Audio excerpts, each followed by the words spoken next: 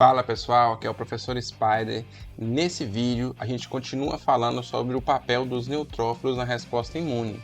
Se você quer saber como o neutrófilo é ativado, é recrutado para uma resposta imunológica, cola comigo nesse vídeo que você vai aprender. Bora lá!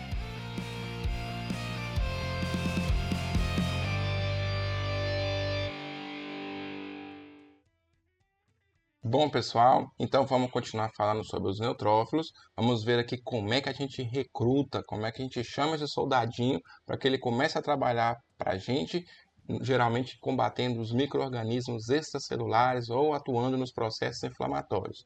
Bora lá, eu vou tirar meu rosto aqui então, para a gente poder curtir melhor essas imagens. Bom, a gente tem aqui uma imagem que retrata um fagócito. Então, isso meio que eu vou falar aqui vai valer para os fagócitos em geral, especialmente neutrófilos e macrófagos.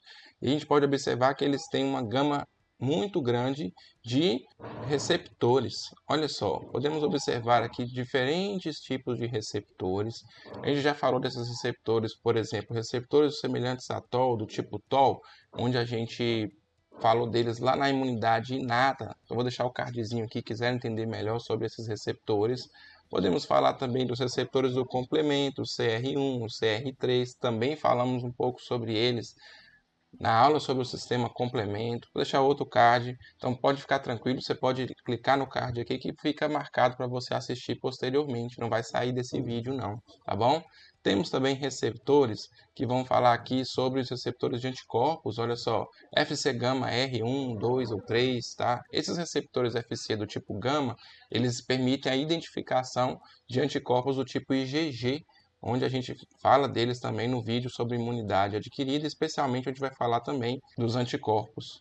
A gente vai mencionar um pouco o papel dos anticorpos em outros vídeos, então, se você quiser entender até esse papel deles na ativação dos neutrófilos, tem um cardzinho aqui para você também. Da mesma forma, tem aqui o FCMI-R, que é um receptor para o anticorpo ou a imunoglobulina, certo? Do tipo IgM.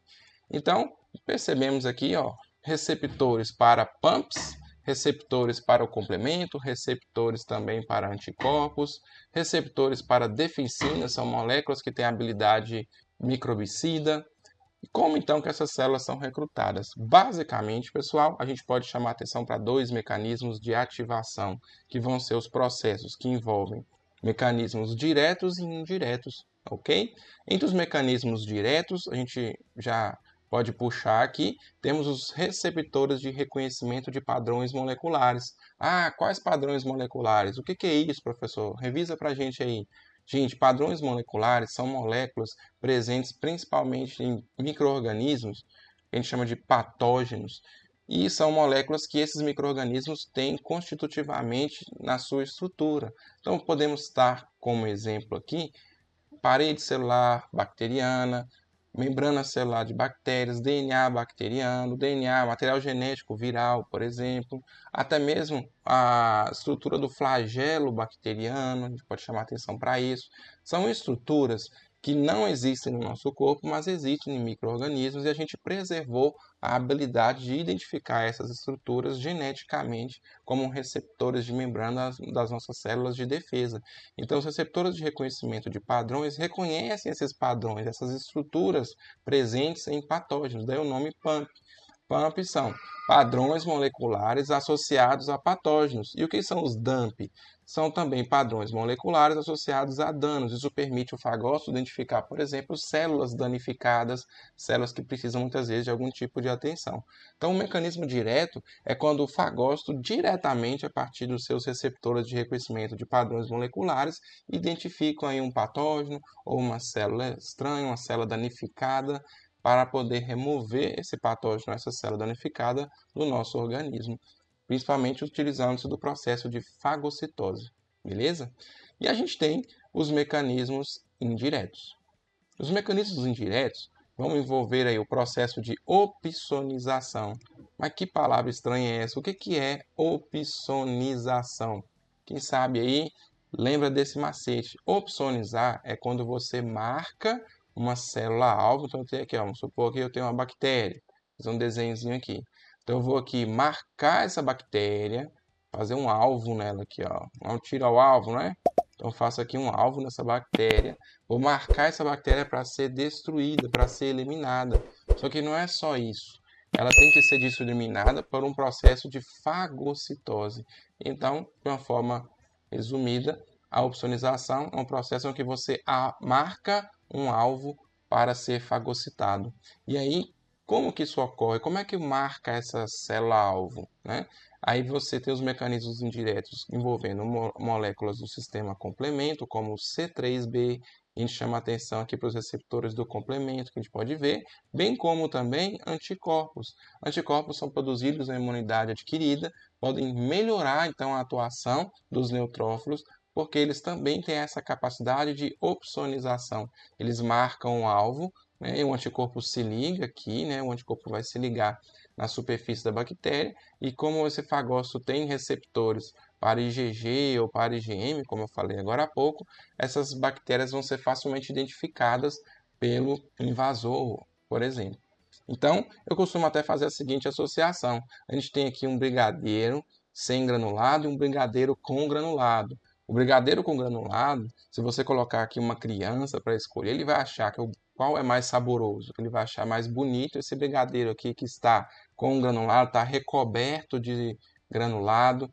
E esse brigadeiro recoberto de granulado também com uma forminha bem bonita se torna mais atraente. Ele vai dar uma preferência para agir aqui.